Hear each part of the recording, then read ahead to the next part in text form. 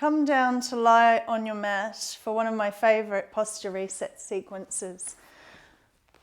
Lying down for a body scan, we're going to just bring the legs straight and the arms comfortably by your sides.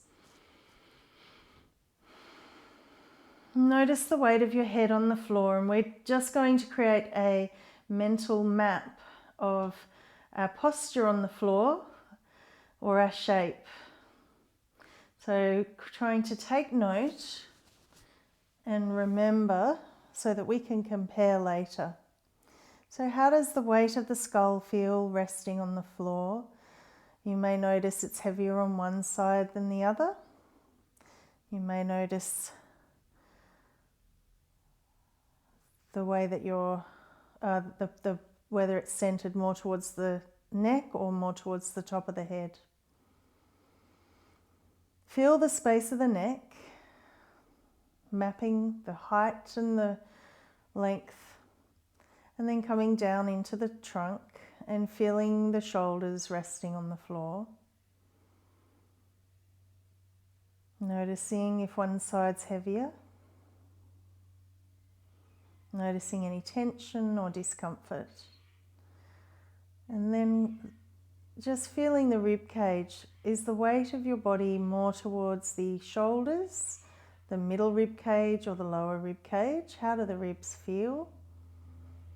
And then we come down into the space of the low back. You could slide your hands, one or both hands under, and just get a sense of that curve, how high it is, how long it is. And you might also like to bring a finger to the belly button and just really feel where the apex is. Is it closer towards the rib cage or closer towards the pelvis? Then we're down into the pelvis, feeling the weight of the bottom on the mat.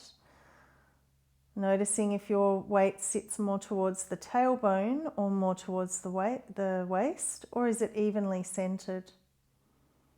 There'll be a little space and pick up through the back of the crease of the bottom, and ideally weight through the back of the legs, space through the back of the knees, weight through the calves, space through the ankles, and weight through the heels.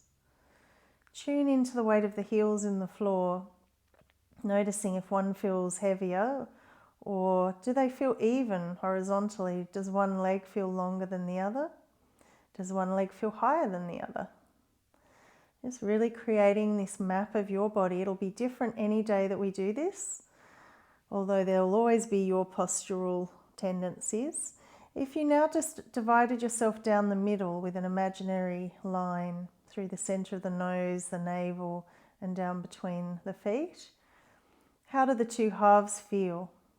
Right compared to left, right arm compared to left arm, right leg compared to left leg. What's the symmetry like? Is there a lean one way? Do any of those limbs feel longer than the others? And then just taking note, opening your eyes if they were closed, and just bringing your feet back hip width apart or sitting bone width apart, the fingers together down onto the pubic bone and the heels of the hands resting on the hips. We're going to begin with a little tipping of the pelvis here from tail, maybe lifting the arch of the spine, and then through a flat back as you curl your pubic bone up towards the navel. So we're just going to do this a few more times, and let's see if we can let go of any work or help from the feet. So it's tempting to push from the feet here, but if we keep the legs fairly soft, don't let them get involved, no glute work, so no butt squeezing, can we sense that this movement can come from deep inside the belly, as though the trunk is curling from the tail up towards the middle, towards that navel. And can you also be mindful as we do that, you don't want to push the tummy out. As you engage those tummy muscles, there's also a sense of containing. And if that's not possible, that's okay. That's something you can work on over time.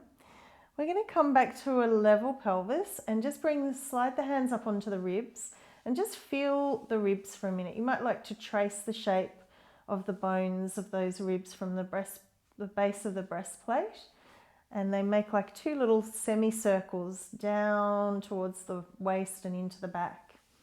So if you bring your hands onto those bones so that you can feel the front there and the heel of the hands around to the side of the rib cage, we're going to tip into the flat back, and you're going to just send with a little bit of energy. The hands are going to press the ribs downward and inward as though the two halves are kissing in the middle, and the front rib cage is sinking towards the back of the body.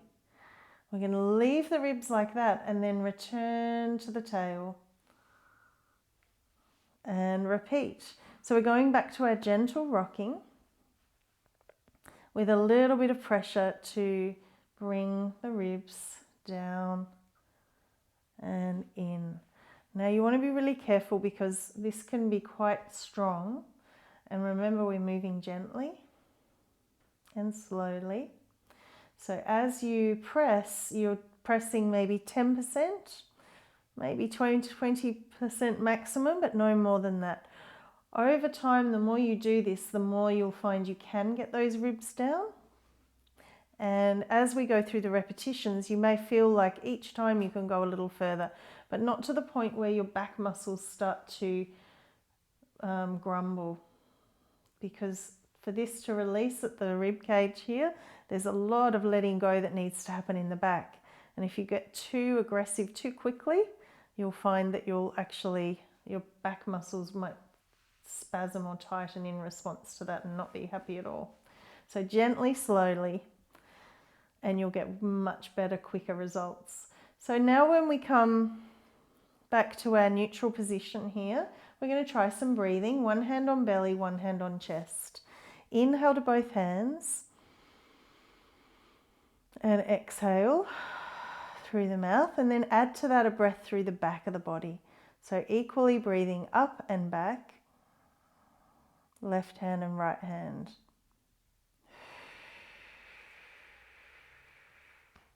And again, nice and gentle.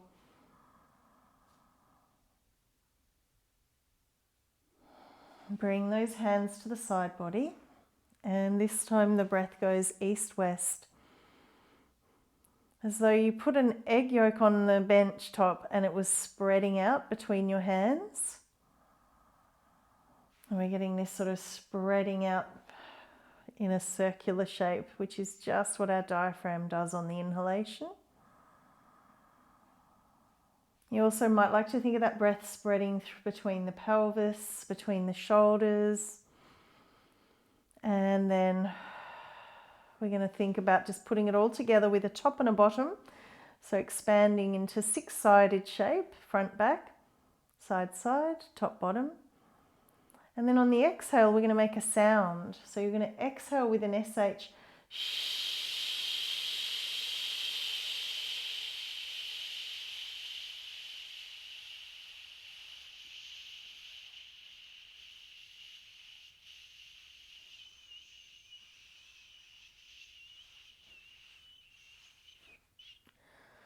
Inhale to six sides.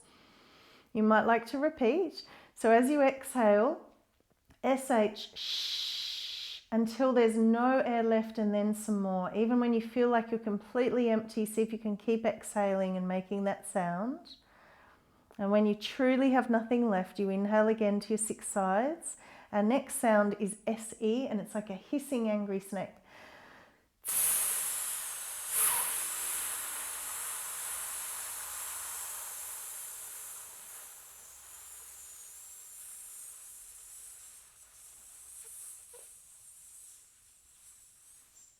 Really go till there's nothing left. Inhale through your six sides. And the last one is like you have a mirror and you're fogging. HA. Six-sided inhale, and then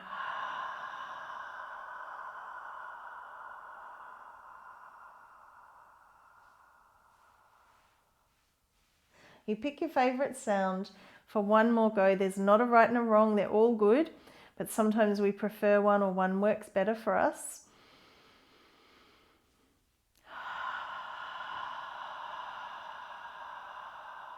And I'm picking that one because it's gentle and it stops me from the overworking.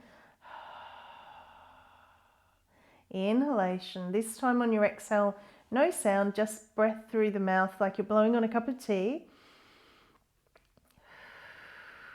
See if you can keep that same centering.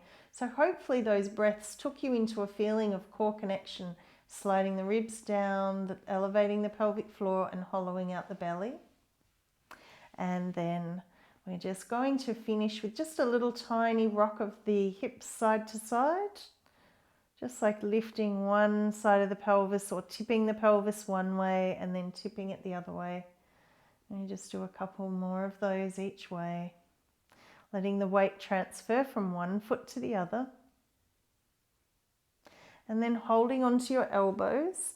And we're just going to do the same thing, just a little tip with the shoulders from one side to the other.